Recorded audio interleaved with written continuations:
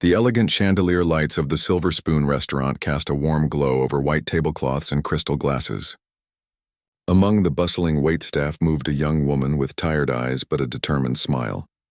Lynn had been on her feet for nearly 10 hours, having picked up an extra shift when another server called in sick. Her black work shoes pinched her toes and her back ached from carrying heavy trays, but she never let her discomfort show to the guests. Lynn wasn't just any waitress. During the day, she attended classes at the city's music conservatory, where she studied piano performance. Or at least she had been, until 3 months ago when she'd been forced to take a leave of absence. The tuition hike had made it impossible to continue without taking on more debt than she could ever hope to repay on a musician's salary. Now she worked double shifts whenever possible, tucking away every extra dollar toward returning to school. Lynn, VIP table just arrived. "Six top at Station 3, called out Hector, the floor manager, his voice tight with stress. "It's Mr. Reed, you know, the tech guy." "The one worth billions? He's with business people. Don't mess this up." Lynn nodded, quickly checking her appearance in the mirrored wall behind the service station. She smoothed a stray hair back into her simple bun and straightened her black vest. VIP tables meant bigger tips, and bigger tips meant getting closer to her dream. Mr. Reed wasn't what Lynn expected. From magazine covers and news clips, she'd imagined someone imposing and cold. The man who sat at the center of table 3 looked surprisingly ordinary. Mid-50s with salt and pepper hair and rectangular glasses. His watch and suit, however, probably cost more than Lynn's entire year of wages. The 5 people with him, 3 men and 2 women, all carried themselves with the unmistakable confidence of those who never worried about bills. "Good evening," Lynn greeted them with a genuine smile. "Welcome to the Silver Spoon. My name is Lynn, and I'll be taking care of you tonight. May I start you with some sparkling water for the table?" Mr. Reed barely glanced up from his phone. "Still water for me. And we'll need your best table wine. Red, something impressive." One of the women, wearing a sleek navy business suit, touched his arm. "Come on, Richard, put the phone away. This dinner was your idea, remember? To celebrate the merger." Richard Reed finally looked up, pocketing his device with a sigh that suggested it was a great sacrifice. "You're right, Vivian. Business can wait an hour." He turned to Lynn. "The chef here, is he still doing that truffle risotto? Not on the menu, but if you know to ask." Lynn nodded. "Chef Moretti does prepare it for special guests. I'd be happy to request it for you." For the first time, Reed really looked at her, seeming mildly impressed. "Good, tell him I want that. And whatever wine pairs well." As Lynn turned to leave, she heard one of the men at the table say, "Speaking of the charity gala next month, the entertainment fell through. The piano player double-booked and took the higher offer." Lynn's ears perked up at the mention of piano, but she continued to the kitchen to place their order.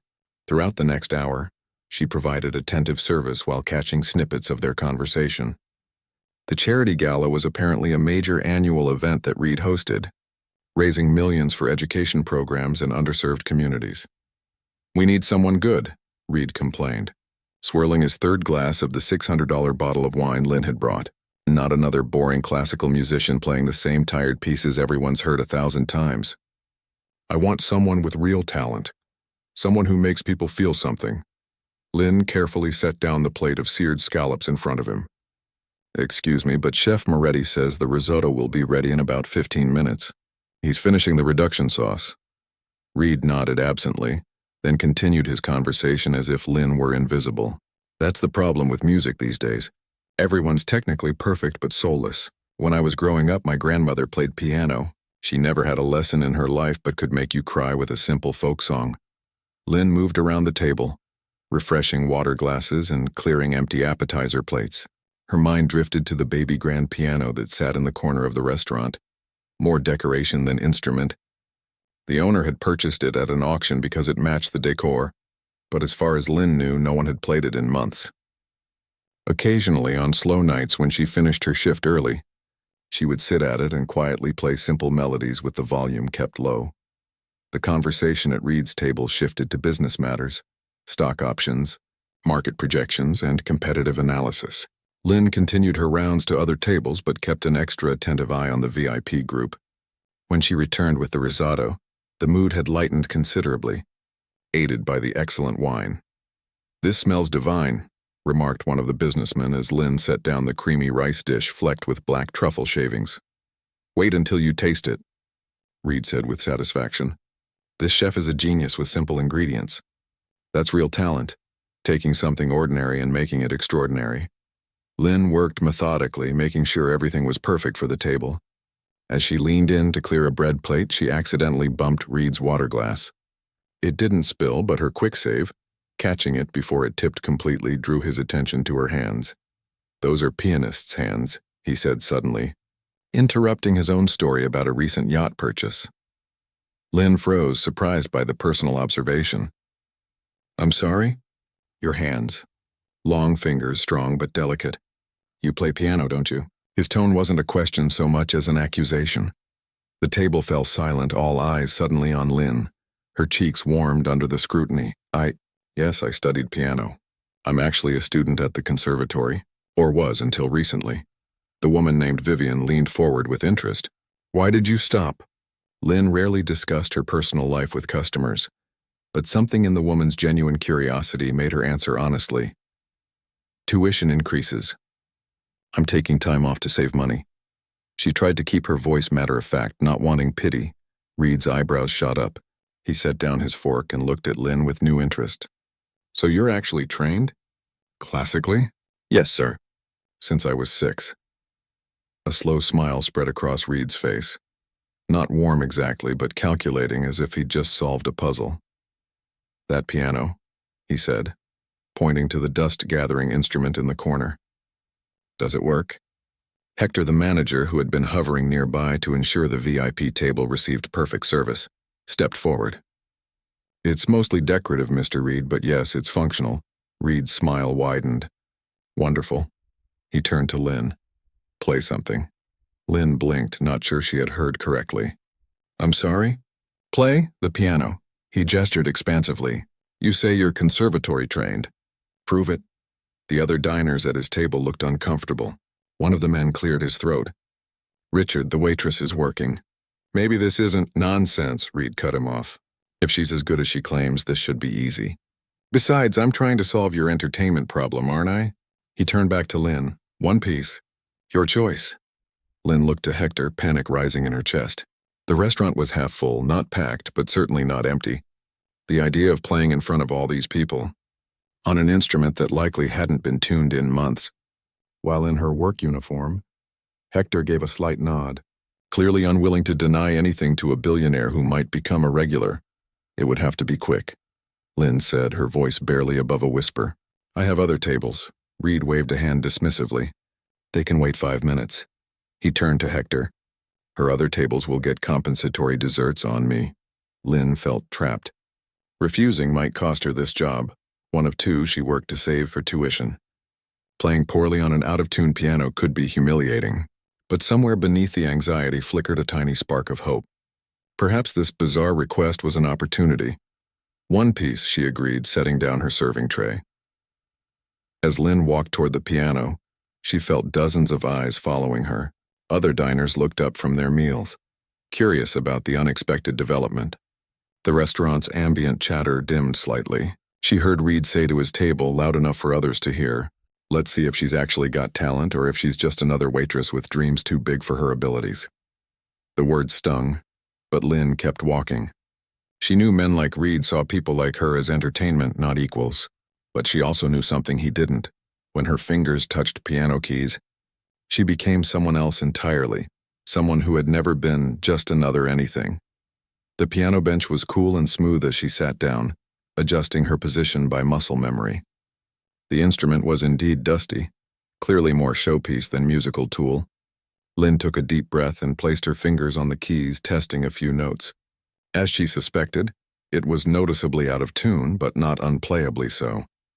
For a moment, she considered playing something safe and traditional, a simple Bach prelude or a Chopin waltz.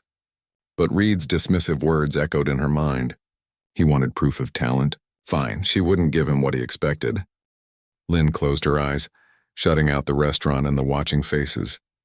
In her mind, she was back in the practice room at school, working on the piece she'd been composing before financial reality had forced her to withdraw. It wasn't classical or traditional, it blended. Elements of minimalist composers like Philip, glass with hints of jazz and folk influences from her heritage.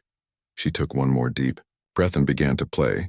The first notes rang out tentatively, her fingers remembering the way.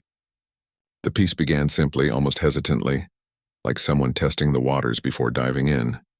Lynn's right hand traced a delicate melody, while her left provided a rhythmic foundation that gradually grew more complex.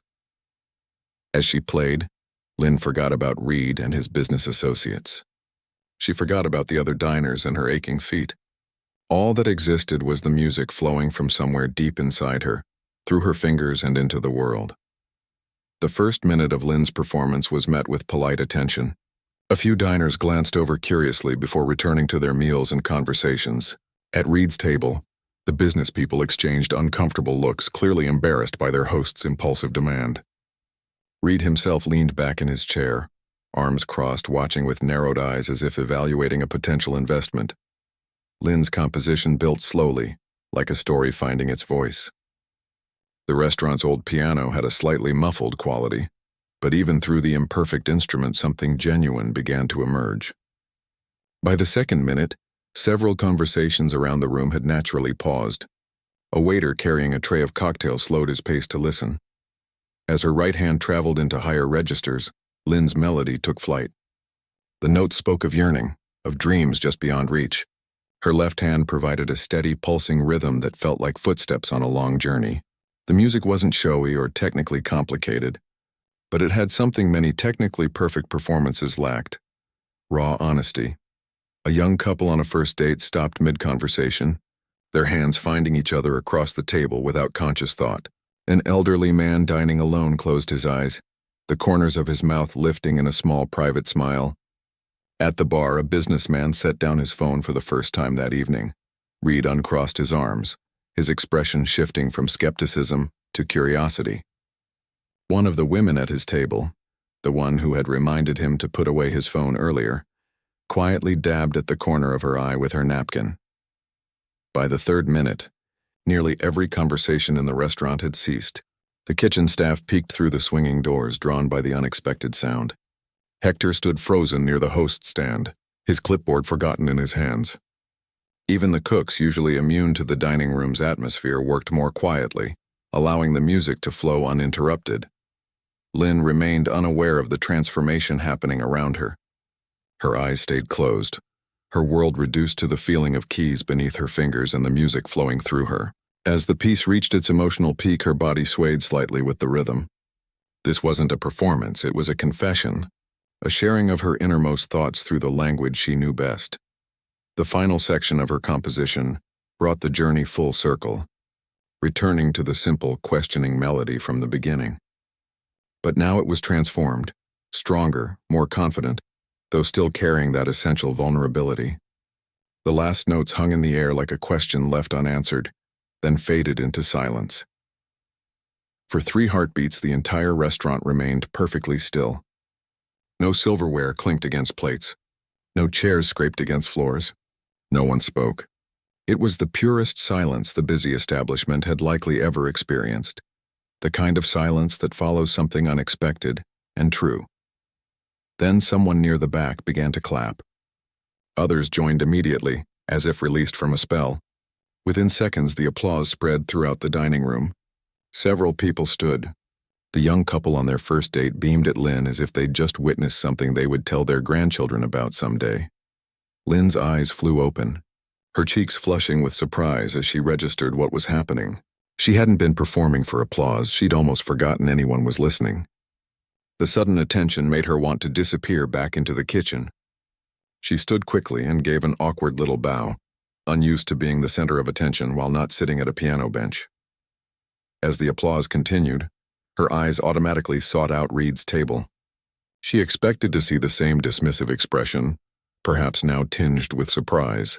Instead, she found him standing with the others, his hands coming together in deliberate, measured claps. His face had transformed entirely, the calculating businessman replaced by someone experiencing what appeared to be genuine wonder. Lynn made her way back toward their table, her legs feeling unsteady beneath her. The other diners reached out as she passed, some touching her arm lightly or offering quiet words of praise. One older woman grasped her hand briefly and said, "Thank you, dear." That took me back to a place I'd forgotten existed. When she reached Reed's table, she didn't know what to say. Should she apologize for the interruption? Should she thank them for the opportunity? Should she simply go back to taking their order as if nothing unusual had happened? Before she could decide, Reed spoke. What was that piece? His voice had lost its sharp edge. "I don't recognize it." Lynn smoothed her hands down her apron nervously. "It's something I've been working on.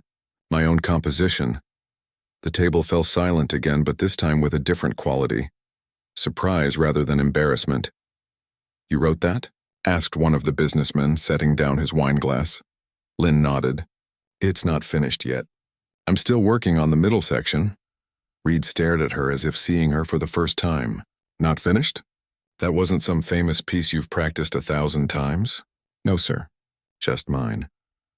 Lynn felt suddenly self-conscious under his scrutiny. "I should get back to my other tables. I hope you enjoyed your risotto." As she turned to leave, Reed's voice stopped her. "Wait." She paused, looking back over her shoulder. The entire table was watching her with new interest, but Reed's gaze was the most intense. "How long have you been working here?" he asked. "About 8 months. "And you're at the conservatory?" "Which one?" "Bryant Conservatory of Music." Lynn shifted uncomfortably. "As I mentioned, I had to take a leave. Tuition increases." Reed nodded slowly, as if piecing something together.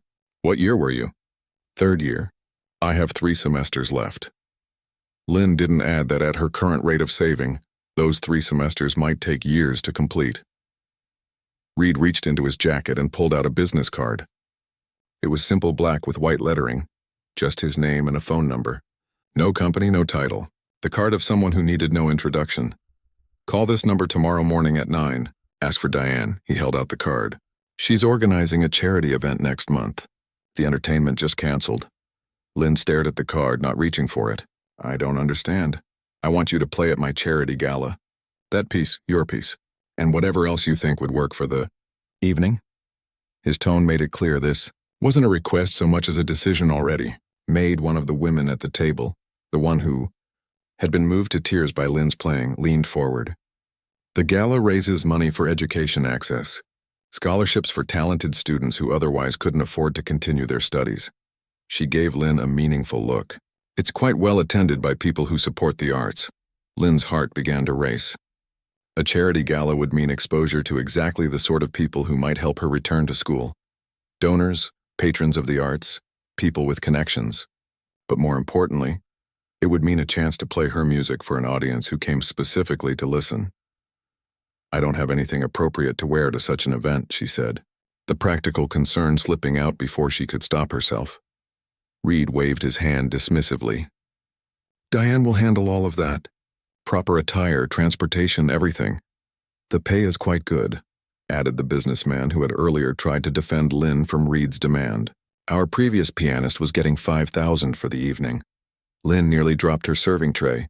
$5,000 was more than 2 months of her combined income from both jobs. It would cover almost an entire semester of tuition. "That's very generous," she managed to say, her voice barely above a whisper. "Talent deserves compensation," Reed said simply. He was still holding out the card. "Take it." This time Lynn reached for it. The cardstock felt heavy and expensive between her fingers, a tangible link to a world she had only observed from a distance while serving drinks and clearing plates. "Thank you," she said, tucking the card carefully into her pocket. "I'll call tomorrow." Reed nodded, then gestured to Hector, who had been hovering nervously nearby throughout the exchange. "Your manager should give you the rest of the night off. You'll need to start preparing a full program." Hector's eyes widened. "Of course, Mr. Reed, whatever you think best." Lynn looked between them, suddenly worried. "I can't afford to lose the hours. I have rent due next week." "You'll be compensated for your time," Reed said firmly. "Consider it an advance on the gala performance." Before Lynn could respond, a commotion near the entrance caught everyone's attention. A group of new diners was entering, but they were moving with unusual purpose. Among them was a woman with a professional camera and a man who appeared to be directing the others. "Richard Reed," called the man, spotting their table. "We're from the City Tonight show. We got a tip that something extraordinary was happening here. Someone posted a video of this waitress playing piano and it's already going viral." Lynn froze. "Video going viral?" She looked around and noticed for the first time that several diners had their phones out. One woman nearby gave her an apologetic smile and turned her screen to show Lynn a social media app where a video was indeed playing, a video of her performance from just minutes ago. 80,000 views already, said the woman with the camera. People are calling it Waitress silences billionaire with hidden talent. The internet loves this kind of thing.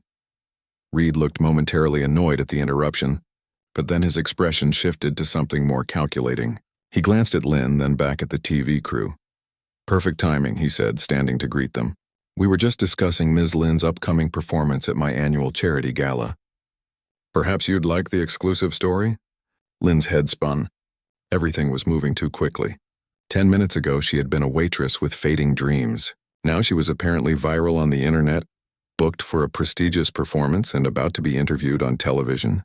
She felt a gentle touch on her arm and looked down to see Reed's colleague, the woman who had been moved by her playing, looking up at her with kind eyes. Take a deep breath, she advised quietly. This is all happening because you have something genuine to share. Don't let the circus distract you from that. Lynn nodded gratefully and took the suggested breath. The woman was right. Beneath the sudden attention and opportunity, the only thing that really mattered was the music. That hadn't changed, even if everything else was about to. As the TV crew set up impromptu lighting and the restaurant buzzed with renewed energy, Lynn stood in the eye of the storm, fingers still tingling from the keys, wondering how a single unfinished composition could have changed the course of her life in less than 10 minutes. The next morning, Lynn sat on the edge of her bed staring at the business card in her hand. The small piece of cardstock felt impossibly heavy. The events of the previous night seemed dreamlike in the harsh light of day. The unexpected performance, the applause, Reed's offer, the television crew. Had it really happened? Her phone buzzed again. It hadn't stopped since she'd woken up. Messages from friends, former classmates, even professors from the conservatory who had seen the video. The counter now showed over 2 million views. The comments section was filled with people sharing their own stories of hidden talents and unexpected opportunities. The waitress has more talent in her pinky than most concert pianists have in their entire bodies. This is what real music sounds like. No fancy tricks, just pure emotion.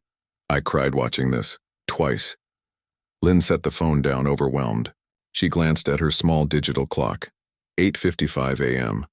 If this was real, if any of it was real, she needed to make that call in 5 minutes. Her tiny apartment was barely big enough for a bed and dresser. In the corner stood her most prized possession, an upright digital piano with weighted keys. Not a grand piano like the one at the restaurant, but it had been her faithful practice companion for years. She'd nearly sold it 3 times in recent months when rent came due, but something always stopped her. It was more than an instrument. It was a physical manifestation of her dream. Lynn took a deep breath and dialed the number on the card. It rang twice before a crisp, efficient voice answered. Mr. Reed's office. Hello, Lynn said, her voice coming out smaller than she intended. My name is Lynn. I was told to call at 9 and ask for Diane. A brief pause. Ah, yes. The pianist. One moment, please. The line clicked to hold music, something classical and predictable that Lynn immediately recognized as Bach. She almost smiled at the irony. The music Reed had criticized as boring was what his office played to waiting callers. Lynn, this is Diane Winters. The new voice was warm but businesslike. I've been expecting your call. I saw the video, quite impressive. Thank you, Lynn managed. Mr. Reed mentioned something about a charity gala? Yes, our annual Education Access Foundation event. It's our biggest fundraiser of the year. Mr. Reed was very clear that he wants you as the featured musical performer. Lynn twisted the phone cord between her fingers nervously. I'm not sure I have enough material prepared for an entire event. The performance portion would be 20 minutes, Diane explained. Most attendees are there for the networking and donating, not a full concert. But those 20 minutes are important. They set the tone for the entire evening. Lynn thought about her composition. In its current form, it ran about 6 minutes. She had other pieces she'd written, plus classical works she could include, but nothing felt right for such an important occasion. When is the event? She asked. 4 weeks from Saturday, Diane replied. The 18th, 4 weeks. Not much time to prepare a program worthy of such a prestigious event. Not much time to prepare herself either. Lynn had performed at student recitals and local venues, but never anything on this scale. Mr. Reed mentioned compensation. Lynn said cautiously, $5,000, that's correct. Half payable in advance if that helps with your preparation. Mr. Reed also mentioned you're on leave from the Bryant Conservatory. Lynn's heart quickened. Yes, due to financial constraints. The Education Access Foundation provides scholarships to promising students in the arts, Diane said, her tone carefully neutral. The selection committee will be at the gala. It might be worth submitting an application. The implication was clear. This wasn't just about one paid performance. This could be Lynn's path back to completing her education. What do you need from me to confirm my participation? Lynn asked, making her decision. I'll send the formal agreement to your email. We'll need your measurements for proper attire, your bank information for the deposit, and your full program once it's finalized. Diane paused. And Lynn? Mr. Reed doesn't get excited about musical performances often. Whatever you played last night clearly moved him. Trust that instinct when preparing your program after hanging up. Lynn sat motionless for several minutes. Then slowly she moved to her digital piano. Her fingers found the keys, picking out the melody of her composition. It needed work, more depth, a stronger middle section, a more definitive conclusion. For the first time in months, she felt the creative energy returning, flowing through her like a current. Her phone buzzed again. This time it was a text from her roommate who was staying with her boyfriend while job hunting in another city. Lynn, you're famous. Just saw you on morning news. Call Me Attached was a clip from a morning show where the hosts were discussing viral videos of the week. There she was in her waitress uniform, playing a dusty piano in an upscale restaurant while diners sat captivated. The hosts were speculating about her background and praising her obvious talent. Sometimes extraordinary ability hides in plain sight, one host was saying. This young woman was serving tables while carrying this gift inside her. Lynn turned off the phone. Fame wasn't what she wanted. She just wanted to make music that mattered, and to finish her education so she could do it for the rest of her life. For the next week, Lynn lived in two worlds. By day, she continued working at the restaurant, though now customers sometimes recognized her and requested selfies or asked if she would play something. By night, she worked tirelessly on her music, expanding her composition and crafting a program worthy of the charity Gala Hector. The floor manager had been oddly respectful since the night of her impromptu performance. He'd even adjusted her schedule to give her more time for practice. The restaurant owner had the piano properly tuned and now encouraged Lynn to play occasionally during slower periods. 10 days after the viral video, Lynn arrived at the address Diane had provided for her first fitting. The building was in the heart of the fashion district, with a discreet entrance and no external signage. Inside, she was met by a soft-spoken designer who showed her several elegant options for performance attire. Mr. Reed suggested something simple but striking, the designer explained. Nothing that distracts from the music, but worthy of the occasion. Lynn tried on 3 gowns before finding one that felt right. A deep blue floor-length dress with minimal embellishment that allowed free movement at the piano. When she saw herself in the mirror, she barely recognized the reflection. The waitress uniform and practical ponytail were replaced by something almost regal. Perfect, the designer said, making a few notes. We'll have the final alterations done next week. As Lynn changed back into her regular clothes, she heard her phone ping with an email notification. It was from Bryant Conservatory. A form letter reminding all students on leave that they must re-enroll or officially withdraw within the next term. The timing felt like both a warning and a promise. The second week brought new challenges. Reed's office had arranged for Lynn to practice on a concert grand piano, similar to the one that would be used at the gala. The first time she played her expanded composition on the magnificent instrument, she wept at the richness of the sound. Her music had never been heard as it was meant to be heard. The practice venue was a small recital hall at a local music foundation. During one session, Lynn was so absorbed in her playing that she didn't notice someone had entered the room until she finished the piece. That's coming along beautifully, said a voice from the back of the hall. Lynn turned to see Reed's colleague, the kind woman from the restaurant who had given her the quiet advice during the chaos. Today she wore a casual pantsuit rather than business attire, and her hair was pulled back in a simple style. I didn't mean to interrupt, the woman said. walking down the center aisle toward the stage. Diane mentioned you'd be practicing here and I was curious about your progress. It's fine, Lynn assured her. I was just finishing anyway. Are you involved with the gala planning? The woman smiled. In a way. I'm on the board of the Education Access Foundation. My name is Nora, by the way. I don't think we were properly introduced that night. It's nice to meet you officially, Lynn said. Thank you for your kindness that night. Everything was happening so fast. Nora sat in the front row, her expression thoughtful. May I offer some advice about the gala? Lynn nodded, eager for any guidance. The people attending this event are surrounded by excellence every day, Nora said carefully. They've heard the world's greatest musicians in the finest concert halls. What moved them, what moved all of us that night at the restaurant wasn't technical perfection. It was authenticity. Lynn considered this. You're saying I should keep it simple? Not try to impress them?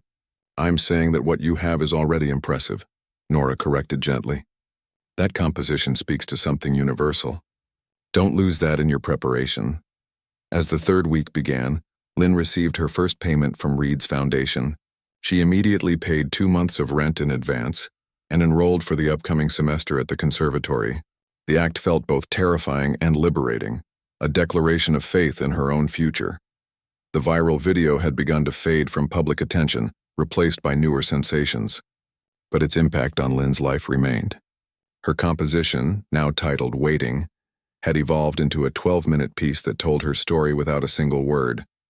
The struggle, the persistence, the unexpected breakthrough, and finally, the cautious hope. 3 days before the gala, Lynn received a message from Reed himself, requesting a preview of her program. She arrived at his office, a minimalist space with floor-to-ceiling windows overlooking the city, feeling like an imposter despite all her preparation. Reed was alone, sitting behind a desk that seemed carved from a single piece of dark wood. He nodded toward a gleaming black grand piano in the corner of the office.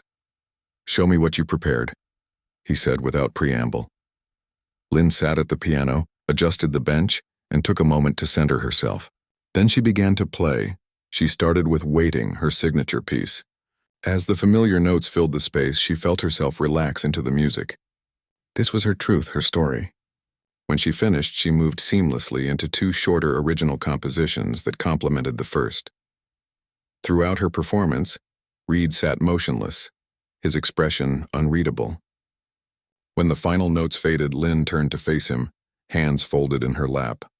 For a long moment, he said nothing.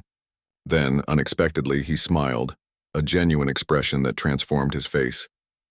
That, he said quietly, is exactly what this event needs. The night of the gala arrived with a clarity that comes only after weeks of anticipation. Lynn stood in front of the mirror in a small preparation room, hardly recognizing herself. The deep blue dress fit perfectly, following the lines of her body before flowing gracefully to the floor. Her hair, usually pulled back in a practical style for work, had been arranged in an elegant updo by a stylist Diane had arranged. A simple silver pendant, borrowed from the designer, completed the transformation. A soft knock at the door broke her reverie. 10 minutes, Ms. Lynn, called a staff member. Lynn took a deep breath. For days, she had been cycling between confidence and terror. She had practiced until her fingers ached, until she could play her program in her sleep. The pieces were ready. But was she? She thought back to Nora's advice about authenticity. Tonight wasn't about impressing anyone with technical brilliance.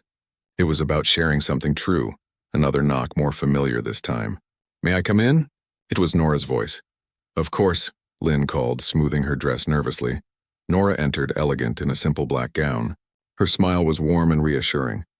You look beautiful, thank you. I feel a bit like I'm wearing someone else's life, Lynn admitted. That feeling never quite goes away, Nora said with unexpected candor. Even after years of attending these events, I sometimes look around and wonder how I got here. She paused. I grew up in a small apartment above my parents' grocery store. College seemed impossible until a scholarship changed everything. Lynn looked at her with new understanding. You were a scholarship recipient? 27 years ago. From this same foundation. Nora's eyes twinkled. That's why I was so moved by your playing that night. Some of us never forget what it's like to be on the other side of opportunity. Before Lynn could respond, The door opened again. Reed stood in the doorway, impeccable in a tuxedo. Unlike their previous encounters, he seemed slightly uncomfortable. "The guests are seated," he said. "Are you ready?" Lynn nodded, willing her racing heart to steady. "Remember," Reed added, unexpectedly gentle, "they're already on your side. Everyone in that room has seen the video. They're here because they believe in what you can do." The three of them walked silently through the corridor leading to the main ballroom. Lynn could hear the murmur of hundreds of voices, the clink of glasses, the subtle sounds of wealth and influence gathering in one place. At the entrance, Reed and Nora peeled away to take their seats, leaving Lynn with the event coordinator who would introduce her. "Ladies and gentlemen," the coordinator's voice rang out through the sound system, "please welcome our special musical guest this evening, Ms. Lynn Chen." The ballroom fell silent as Lynn walked to the magnificent grand piano positioned on a small stage. The instrument gleamed under the carefully positioned lights, its lid raised to project the sound throughout the space. Around the room, hundreds of faces turned toward her, some curious, some already smiling in recognition. These were the people Reed had described, leaders in business, education, and philanthropy who could make or break careers with a single decision. Lynn settled onto the bench, adjusted her position, and placed her hands on the keys. For a moment she closed her eyes, finding that quiet center within herself. Then she began to play. The first notes of Waiting filled the ballroom. The piece had evolved significantly from the version she had played that night at the restaurant. It was more structured now, more refined, but it maintained that essential honesty that had captivated listeners the first time. As she played the opening theme, Lynn felt her nerves falling away. This wasn't about the audience or the occasion anymore. It was about the conversation between her hands and the piano, a conversation she had been having since childhood. From her position at the piano, Lynn couldn't see most of the audience, but she could feel the quality of their attention shifting. The polite interest of people at a charity function transformed into something deeper, the focused silence of true listening. As the piece built toward its emotional center, Lynn allowed herself to be fully present in the music, to pour everything she had experienced, the struggle, the uncertainty, the unexpected chance, into the notes. When she reached the section she had composed after receiving Reed's offer, a passage that spoke of possibility and renewal, she glanced up briefly and caught his eye from his front row seat. His usual mask of control had softened, revealing something that looked almost like pride. As Waiting concluded, there was that perfect moment of silence that musicians live for, the space between the final note and the audience's reaction, when the music still hangs in the air. Then applause erupted, immediate and genuine. Lynn acknowledged it with a small bow from her seated position, before transitioning smoothly into her second piece. The remainder of her program flowed naturally, each composition revealing a different facet of her voice as an artist. When the final notes of her last piece faded away, the audience rose in a standing ovation that seemed to go on forever. Lynn stood and bowed properly this time, overwhelmed by the response. As she made her way off the stage, people reached out to touch her arm or shake her hand, offering congratulations and praise. In a daze, she accepted their words, nodding and smiling, until she reached the quiet of the preparation room once again. She had just sunk into a chair, emotionally and physically spent, when the door opened. Reed entered, followed by Nora and an older man Lynn didn't recognize. "That was extraordinary," Reed said without preamble. "Exactly what I hoped for." Nora was beaming. "You moved everyone in that room, Lynn. I've never seen some of those stone-faced board members actually show emotion before." The older man stepped forward, extending his hand. "Dr. Harrison Fulton, Dean of Bryant Conservatory. We've never formally met, but I've been following your progress for some time." Lynn stood quickly, taking his offered hand. "Dean Fulton, it's an honor." "The honor is mine," he replied. "I understand. You've re-enrolled for the upcoming semester?" Lynn nodded, uncertain where this was going. "I'd like to discuss your future at Bryant," he continued. "Your composition tonight demonstrated exceptional talent, the kind our advanced composition program was designed to nurture." Reed cleared his throat. "Dr. Fulton serves on our scholarship committee. We've been discussing your situation." Lynn looked between them, hardly daring to hope. "My situation?" Nora stepped in. The Education Access Foundation awards 10 full scholarships each year. The committee has voted unanimously to offer you one of them. Full scholarship? Lynn repeated, the words not quite registering.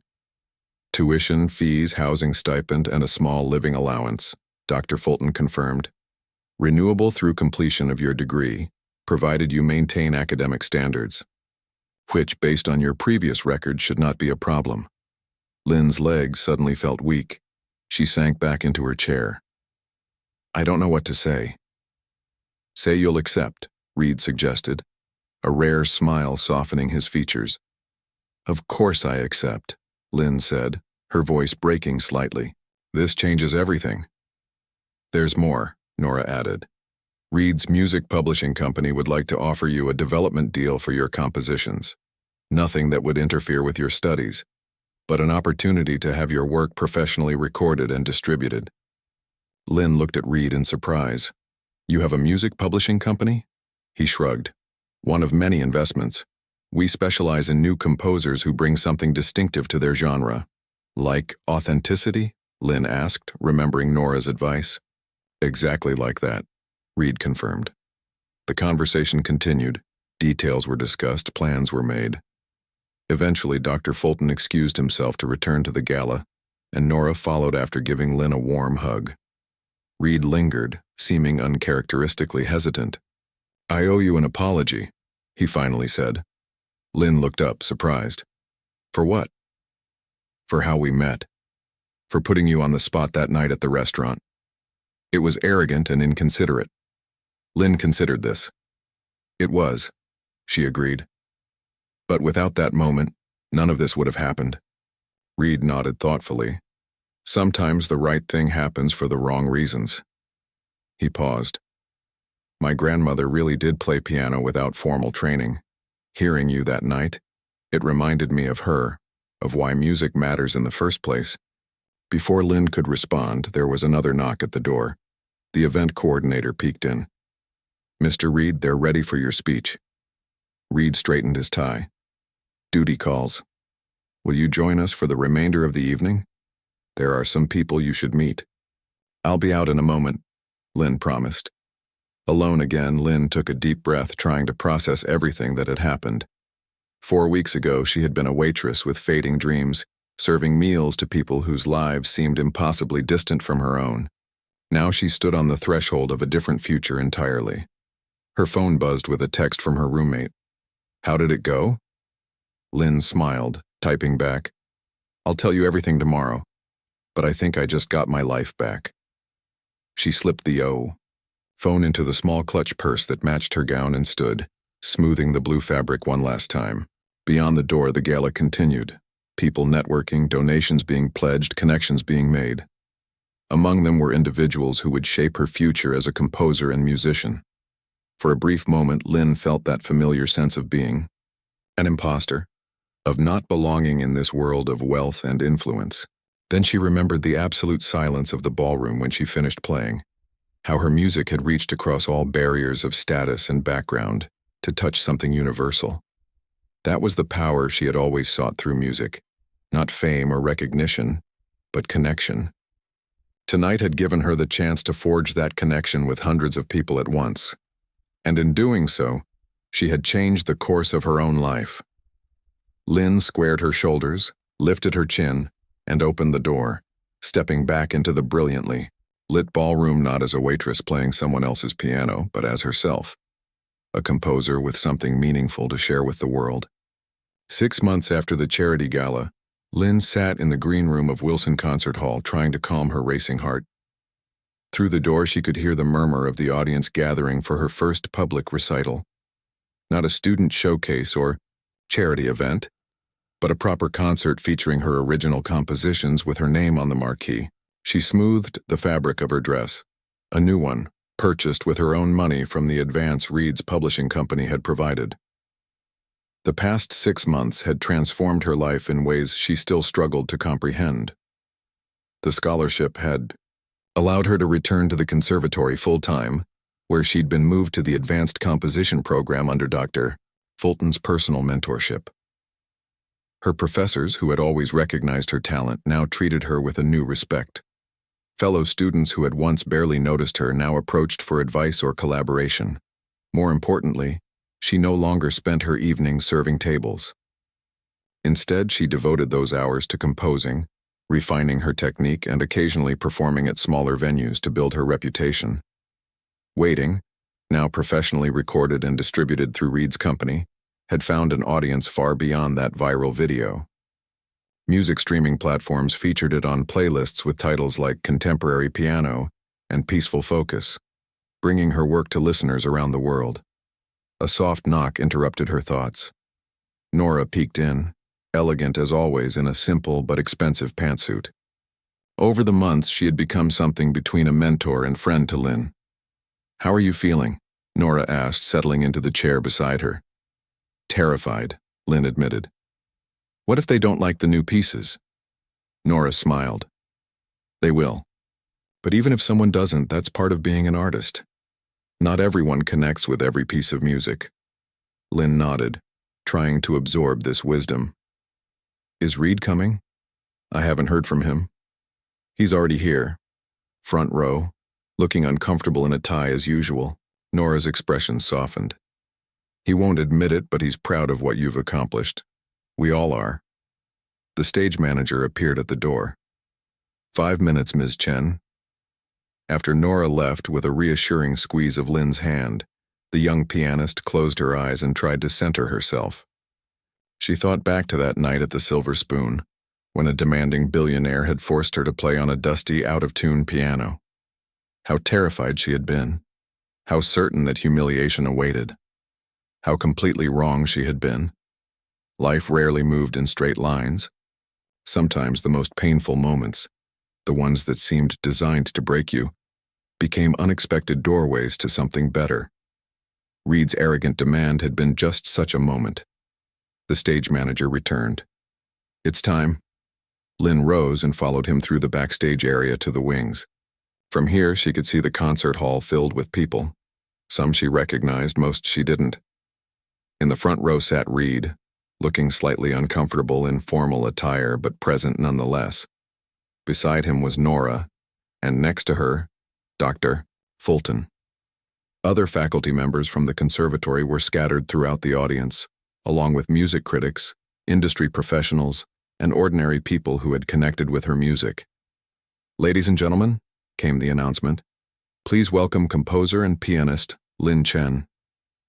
Lynn walked onto the stage, the spotlight warm on her skin. The grand piano waited, its lid raised, its keys gleaming. Unlike her first performance at the restaurant, or even the charity gala, tonight she wasn't proving anything to anyone. Tonight was simply about sharing her music with people who had chosen to be there. She took her seat at the piano, adjusted the bench, and looked out at the audience. Hundreds of faces looked back expectantly.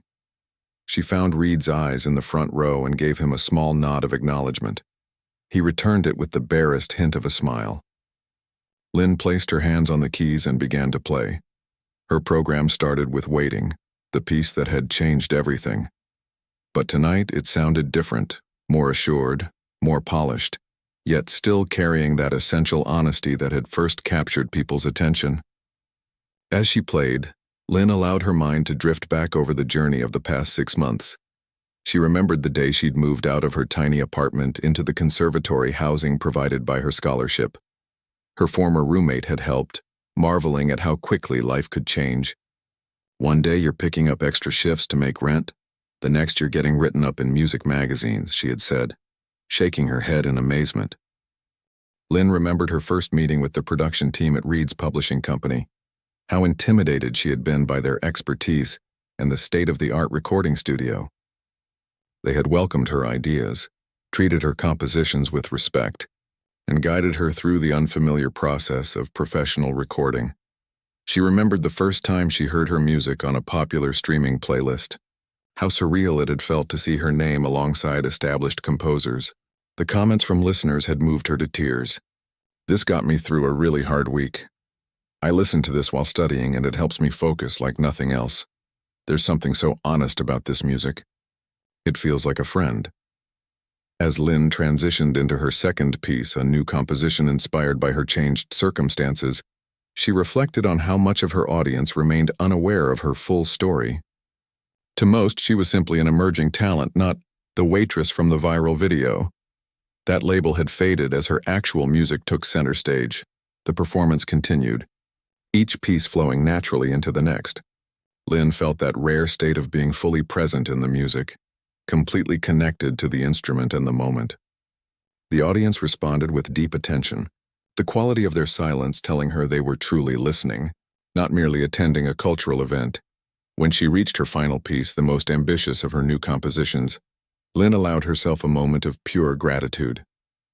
This piece incorporated elements of her classical training, alongside more contemporary influences, creating something that felt both timeless and fresh.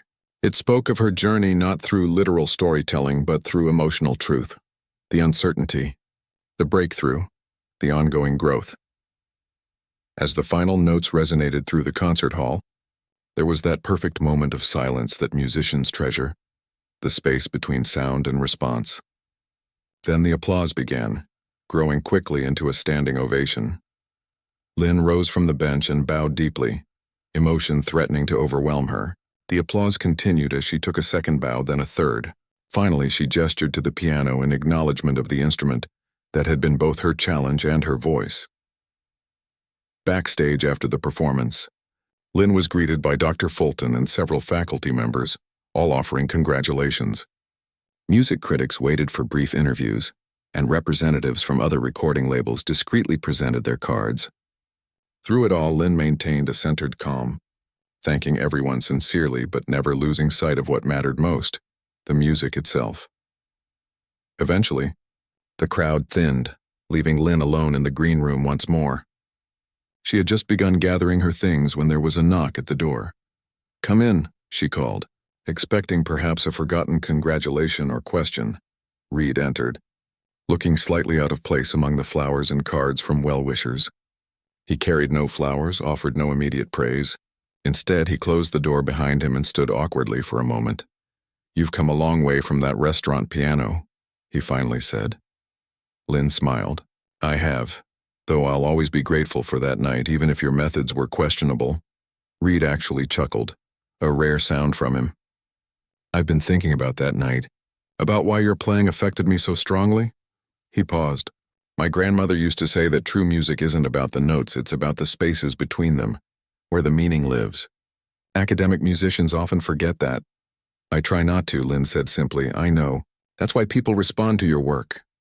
Reed shifted, clearly uncomfortable with expressing such personal thoughts. "I have a proposition for you.